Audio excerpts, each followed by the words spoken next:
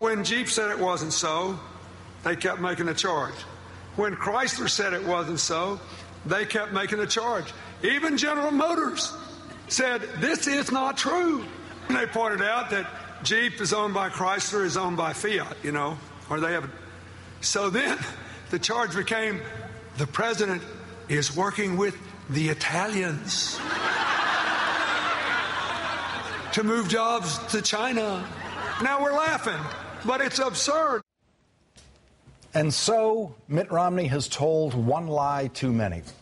Everyone in Ohio knows that Mitt Romney is lying about Chrysler sending jobs to China, which puts Ohio Republican governor and Romney supporter in a very difficult spot when Norah O'Donnell asked him about it this morning on CBS.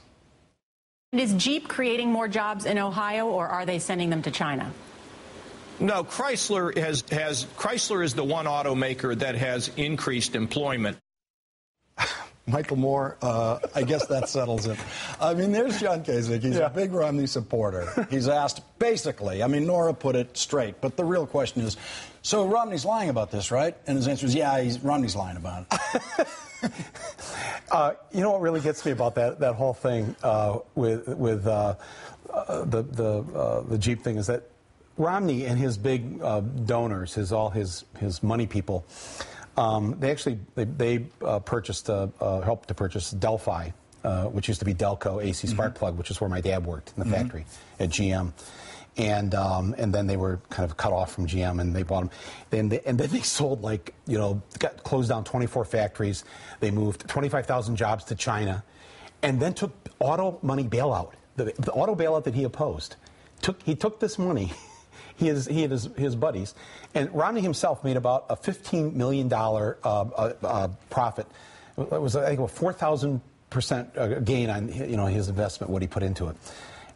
There's a story in The Nation last week about it. It's just absolutely. I think that sounds like more than your father made working there, actually, right? 15 million, yeah, a little bit. But so we're very conscious of this in Michigan. We know what he and Bain Capital did. Yeah, I actually live in a little town up north in Michigan, and we had the only department store in town, and it was owned by this company called Stage Department Stores. And sure enough, a decade and a half ago, Bain Capital bought out Stage, closed down, dozens and dozens of stores through the Midwest, of course. And then our little downtown had this. Is there any chance of Bain Capital buying you out and closing you down? They seem to be surrounding you, Bain Capital, in where you live. Yeah, well, again, I just think I'm very optimistic about the vote tomorrow in Michigan, and I certainly think Romney has cooked his goose in Ohio. Well, my theory of the case now is if we are reporting an Obama win tomorrow night, and I think we will be, it's close, but I think we will be, I think the place where Romney absolutely sealed off victory is in this lie about the auto industry, not this hurricane. I don't believe that the hurricane changed what was happening here, which is what Republicans are going to want to say. They're going to want to say, the storm damage, the president managed to go out there for a couple of days, the campaign shut down, Chris Christie did his thing, and we lost it that way. No. I think you lost it on what you were talking about. In Ohio, in Michigan, and Wisconsin, I would predict, I'm not one of these prediction pundits, but I would predict tomorrow that President Obama is going to do better with the white male voter, blue-collar voter, than he did in 2008. I agree. Romney, I think that should be seen if he does lose, hopefully he does, as the main reason why, in the end, he couldn't get those 3 or 4 states in the Midwest that he needed to win. And let's look at the other, I think, decisive thing in the Romney campaign, and that is, and by the way, the MVP of all of campaign coverage is not some man in makeup on television. It's this anonymous person at that fundraiser who secretly pressed record. Absolutely. Let's take a look at that again. Yes. Oh, one more time. Yeah, one more time. There are 47% of the people who vote for the president no matter what.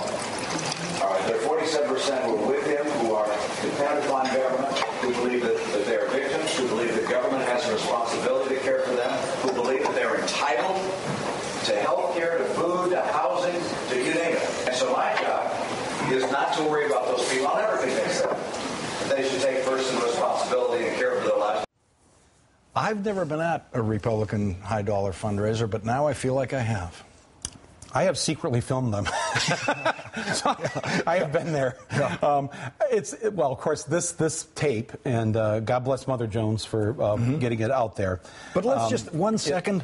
Whoever did that, whoever recorded that, and there's a reason to suspect whatever minimum wage worker in the working staff of the event who did that. That was a brilliant choice. Yes. Brilliant choice for history, for this country, an invaluable contribution. I hope after the election that person comes forward because we have a medal that we'd like to give them. But Romney, again, he's cooked at that moment. Because how does he come out of that? Well, he tried to come out by saying, no, it's not, I didn't mean 47%, I'm 400% of the people. But it's like, how insane, really, to just dismiss 47% of the people. It would be like me saying, you know, there's a hidden camera where I'm at a bar or something, and I say, 47% of the people who go to my movies are a bunch of idiots. Yeah.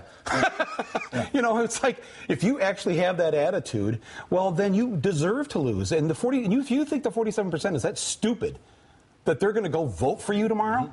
I mean, what does that say, really, what you think about the American public? You really must think we're a bunch of idiots. And he was including in that anybody who takes anything from the government, any form of support at all. Yeah. You know, I spent a lot of time this weekend out on Staten Island with people who may not have been in that 47% that Romney was talking about 2 weeks ago, but they are now. They need it, and they need a lot of help, and they're getting that help, luckily. But he could not have comprehended from where he lives in the world who he really was actually talking about when he was saying that. Right. As Bill Maher says, he lives in a bubble. Yeah. He's completely removed from the real world.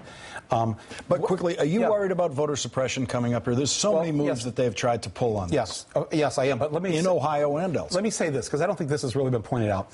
Voter suppression was one of the founding principles of this country.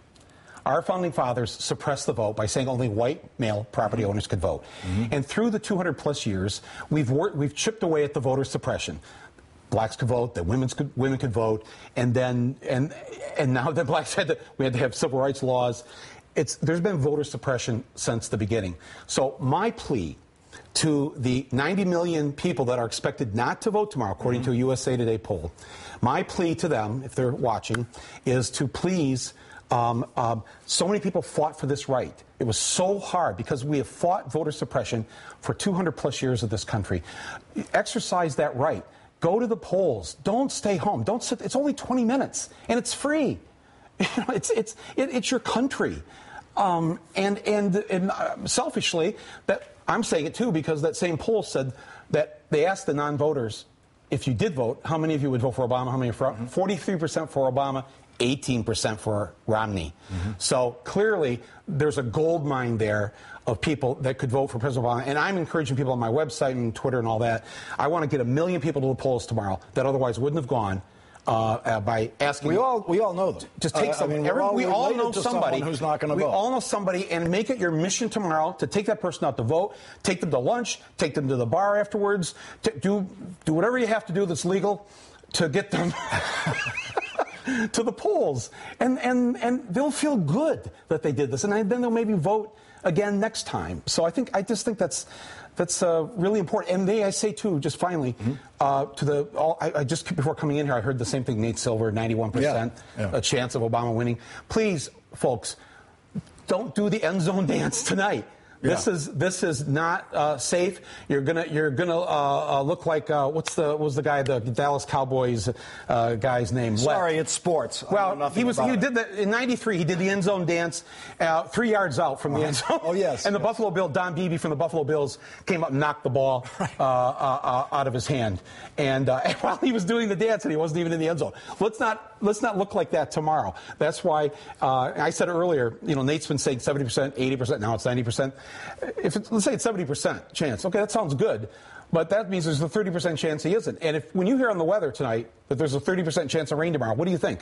It's going to rain tomorrow. The very best baseball hitters there are, only are successful 30% of the time. Cabrera from my team, the Tigers. Right. 30% is all he, and yet he's considered the greatest. That's right. But he only hits 30%. Just takes that one swing. Don't trust that this is in the bag. Don't do the end zone dance tonight. Everybody up in the morning, get out and vote, and get up there and get people to vote, because that other side, they're going to be out out there. They're going to be out there. Believe me, Republicans, they're organized, they're disciplined, they're up at 5 in the morning. We're never up at 5 in the morning, Lawrence, unless we've been partying all night. So, well, you've heard it from Michael Moore. No dancing tonight. Michael Moore, thank you very much for joining me.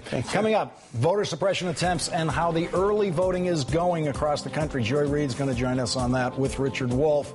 And we're waiting for President Obama and the First Lady. They are about to appear at the final campaign event before tomorrow's election, the last time he will ever speak to a big crowd as a candidate. They will both speak in Des Moines, Iowa. We'll bring you that live.